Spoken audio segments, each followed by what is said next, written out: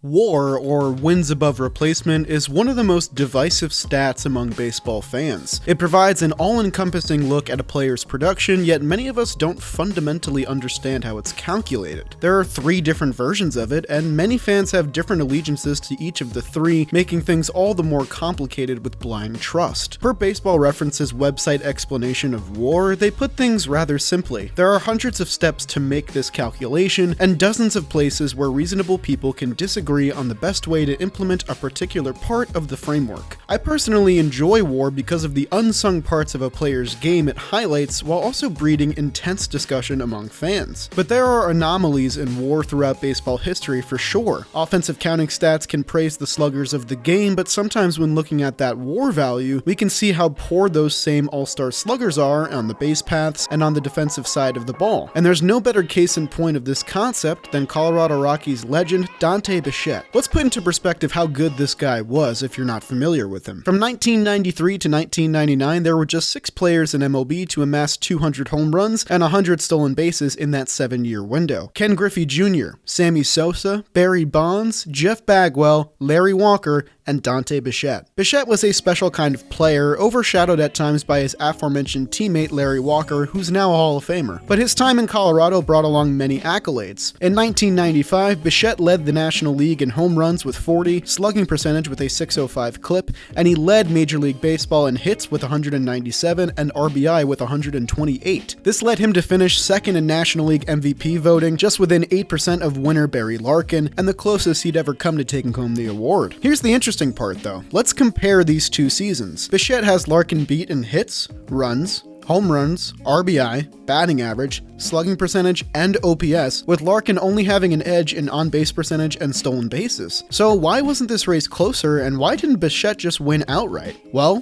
one word, or I guess 3 letters. WAR. Bichette's 1995 B-WAR of 1.2 is absolutely minuscule compared to Larkin's seismic value of 5.9 in comparison. In fact, of the 23 players who received NL MVP votes in 1995, Bichette's value of 1.2 is the second worst among the entire list, despite him finishing second at the top. This trend was consistent throughout Bichette's peak during his career. From 1994 to 1998, Bichette logged at least 20 home runs, 95 RBI, a 300 batting average, and a 500 slugging percentage every single season, making the All-Star team every year but one in that 5-year window. But in that same window, Bichette never amassed a B-WAR value higher than 1.2, which was the value he got in 1995. How can this be? Well, some answers are obvious here. Bichette was never a great defender, only registering a positive defensive wins above replacement value once in his entire 14-year career. He bounced around from both corner outfield positions, but developed a reputation for being one of the worst fielders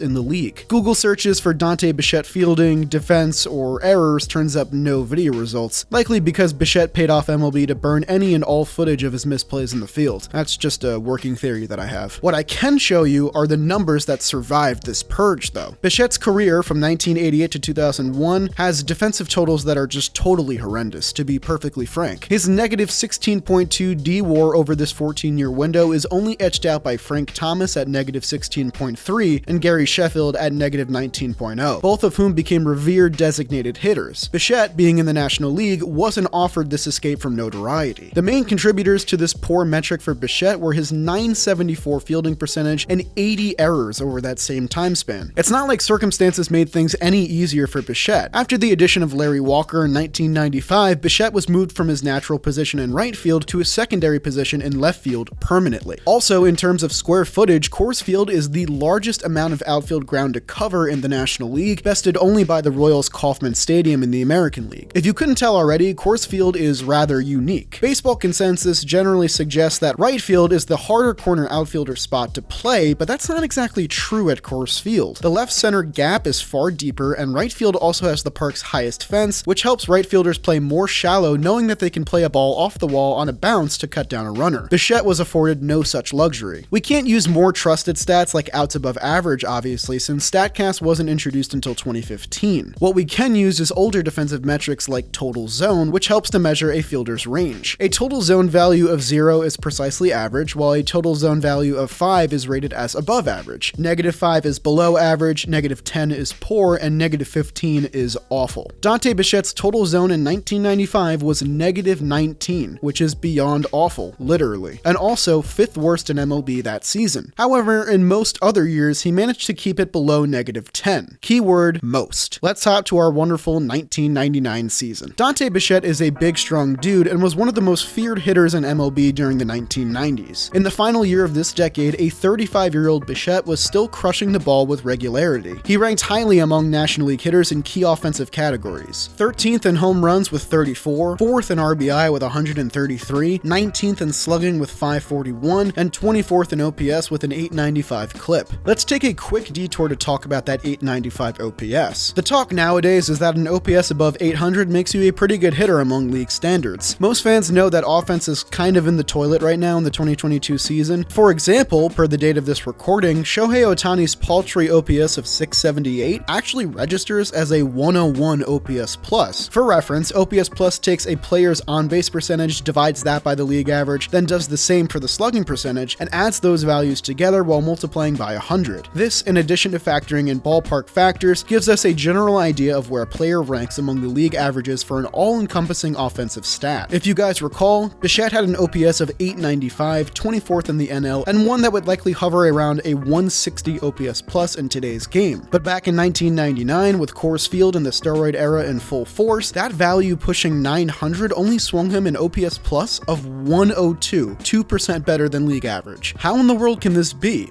Well, MLB's average hitter batted .271 with a 345 on base clip and 434 slugging, but those numbers go up for left fielders in 1999 and go up way further for the MLB average hitter in Coors Field. It was one of just 3 seasons in Major League Baseball history in which the average runs scored per game topped 5. Dante Bichette was a great hitter, but so was everybody, and he wasn't getting much benefit of the doubt considering the team he played for was the Rockies. This issue also played the Rockies as a whole, as the team scored 5.59 runs per game but still had the lowest team OPS plus in the National League with 87. If you feel like this might be unfair, Mike Hampton batted .291 with a 582 slugging percentage and 7 home runs and 79 at-bats in 2001. I forgot to mention this. Mike Hampton is a pitcher. Enough said. Okay, so why is this all so important? Well, it really hurts his chances to post a solid WAR number since his offensive metrics are usually the meat of his WAR values. And weighing down that value year in and year out was his defensive performance, which was about to reach new heights, or I guess new lows, in the 1999 season. Just to stress the importance of defense one last time, Andrelton Simmons had an OPS plus of 102 in 2017, which is identical to Bichette's value in 1999. But Simmons was still worth an MVP-esque